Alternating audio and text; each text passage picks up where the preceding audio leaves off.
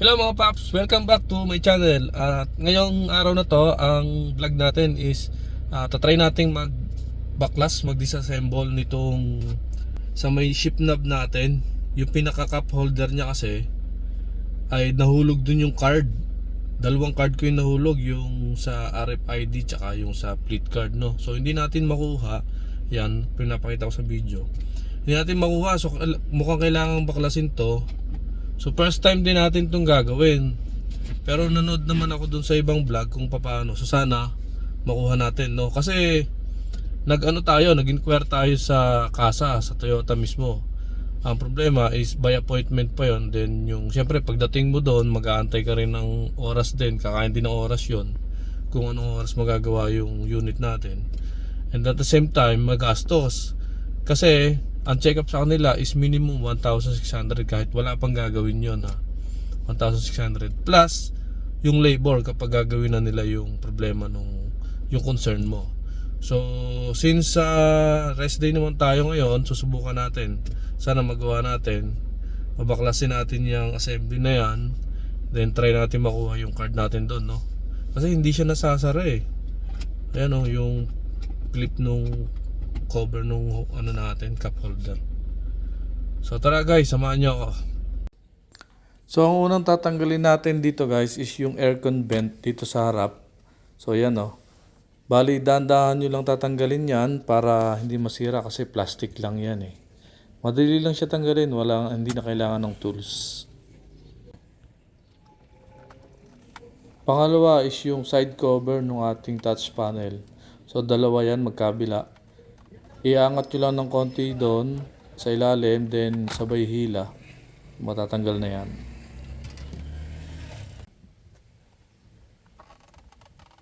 So ganun din sa kabila. Angat nyo ng konti, sabay dahan-dahang hila para matanggal.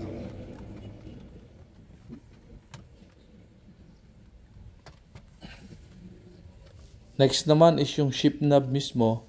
Kailangan nyo rin tanggalin yan kasi hindi may angat yung cover mamaya eh. So counterclockwise lang yan para matanggal.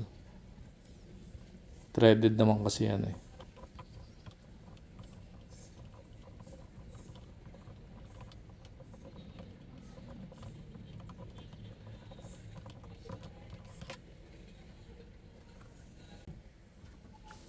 And then yung top cover. So dito sa top cover, gumamit tayo ng snapping tools. Bali, ang ginamit natin dito is plastic para hindi masira yung ating cover. So sungkitin nyo lang yan dun sa gap, maliit na gap. Then paangat. Yan, para matanggal siya.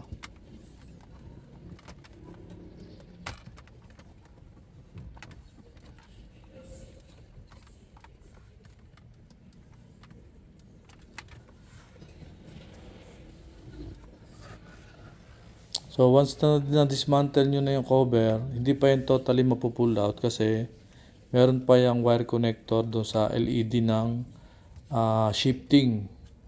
Doon sa naka-connect yan doon sa may mga ilaw nung park, reverse, drive yan. Tatanggalin nyo rin yan para totally ma-pull out yung cover na yan. Ayan, so yan yung connector na sinasabi ko, yung kulay white na yan. So dapat i-disconnect nyo muna yan kasi baka mahilan nyo. Mawawala na connection yung LED. Then yung dalawang lock na tornilyo, meron yan dalawa sa loob. So bali yan ay kailangan ding tanggalin para ma-pull out nyo yung assembly. So ayan, bali ang size nyan ay 10mm, dalawa yan. Pwede rin kayo gumamit dyan ng positive na screwdriver. Pero yung gagamitin natin dyan is T-wrench na 10mm. Kasi hindi pwede yung open wrench kasi medyo malalim yung location ng dalawang bolt. So yan yung gagamitin nating tool sa kanya. 10mm na T-wrench. Para mas madali natin siyang matatanggal. So dahan-dahan lang kayo guys ha, kasi pag nahulog yan, baka mahulog pag natanggal na. Mahulog pa sa ilalim. Magiging doble-doble pa yung magiging problema natin dyan.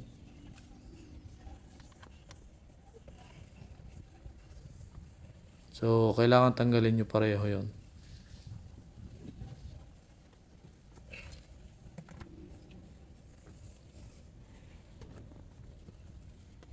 And next, yung cover na dyan sa gilid, yung kulay silver na yan. So, 2 piraso din yan magkabila. Hila lang pataas, kamay lang ang gamit. So, madali namang matanggal yan.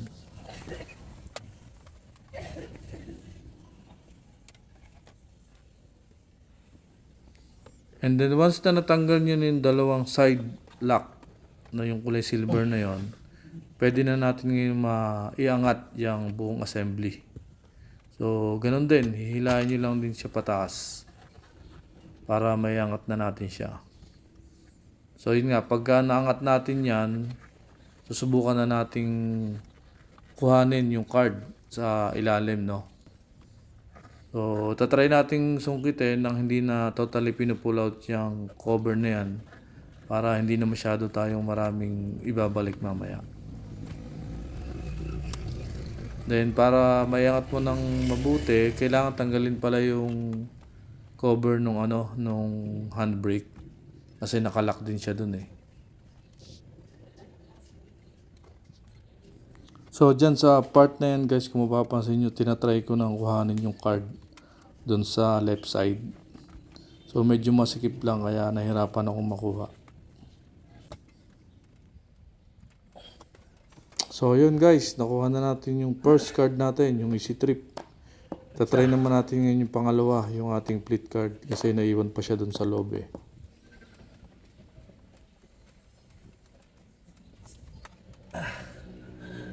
And then yun, finally, nakuha na natin yung pangalawang card. Okay na.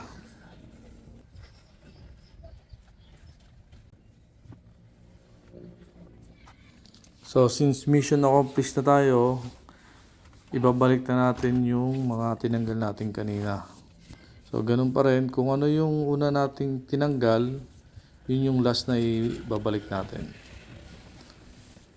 So, syempre, dapat maingat pa rin tayo para hindi ma-damage yung parts ng ating console assembly.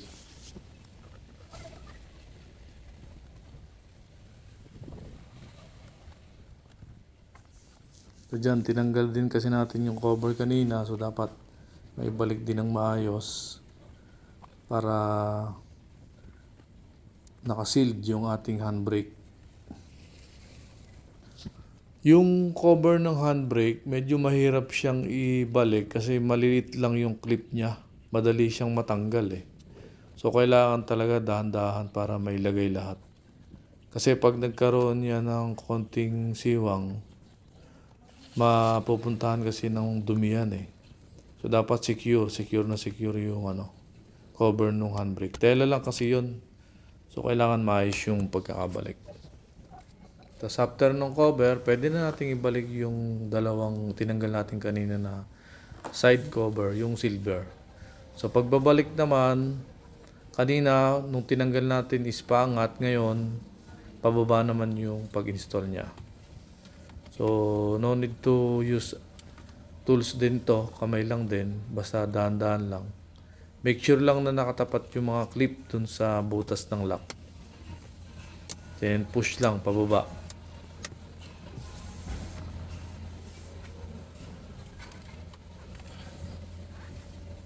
So, ganun din sa kabila. Isakto lang natin dun sa butas, then push pababa.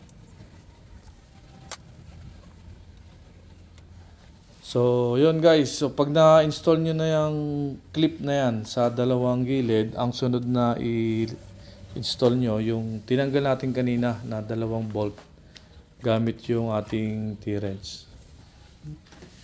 So, 2 yon. Make sure lang na tamang-tama lang yung higpit niya, hindi masyadong mahigpit. Then, siguraduhin din natin na hindi maluwag. Huwag nyo kalimutan yan guys bago nyo ibalik yung top cover kasi yan yung magpapatibay dyan eh. Yan yung pinakalock ng assembly.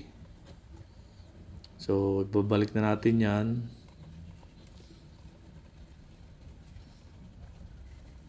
So, kapag nahigpitan na natin yan, 2 tornilyo na yan, ang kasunod na i-install na natin is yung kanyang top cover.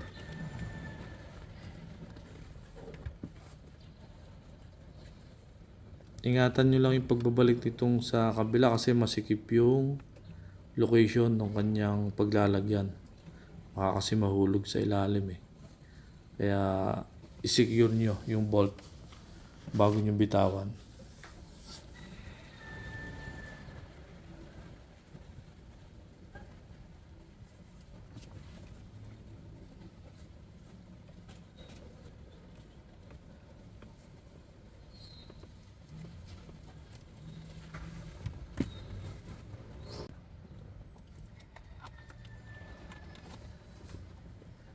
Then next na dyan yung top cover. So pag binalik natin, make sure na hindi natin makalimutan yung disconnect natin na wire ng supply. Bali supply kasi yun ng LED nung ating shift knob, nung ating shifter.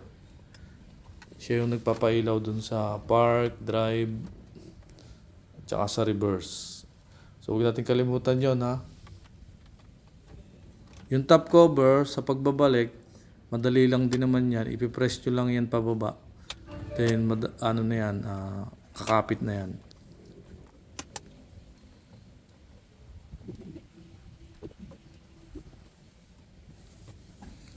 Then, syempre, yung shift knob mismo natin, ipabalik na rin natin. Ganun lang din. Kanina counterclockwise, ngayon clockwise naman para humigpit. So, tamang-tama lang dapat yung higpit para naka-align lang siya dun sa unahan.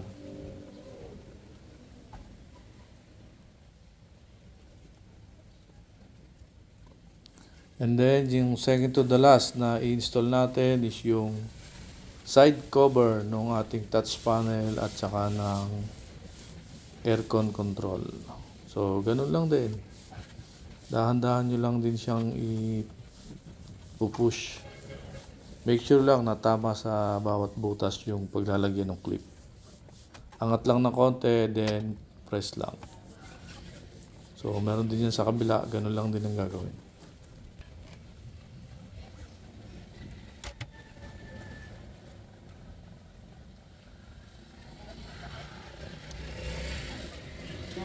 And then yung last, yung pinakauna nating tinanggal, yung aircon vent. So hindi ko na lang na ipakita sa video kasi hindi siya nahagip. Pero ganun lang din pagbabalik niya. Itututok nyo lang dun sa mga butas ng clip, then i-press lang din. So ayan yon yung aircon vent, yung hawak natin. Then okay na tayo. Last na yon.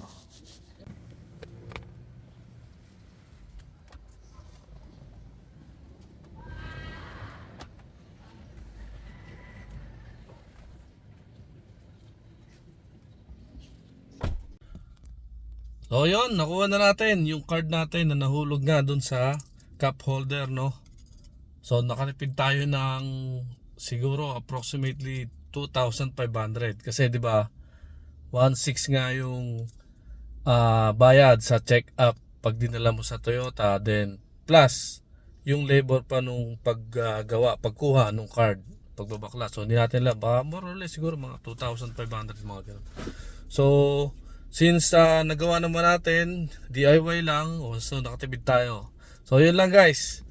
Kung mayroon kayong sana nakatulong, and please don't forget to subscribe and like the notification bell dyan sa ating channel para laging updated pagka may mga ganitong review about sa sasakyan. Thank you for watching.